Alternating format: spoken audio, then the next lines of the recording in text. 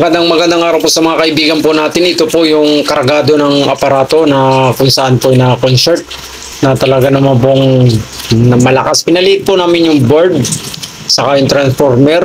Ayan po. Silon 18 po kayang i-drive.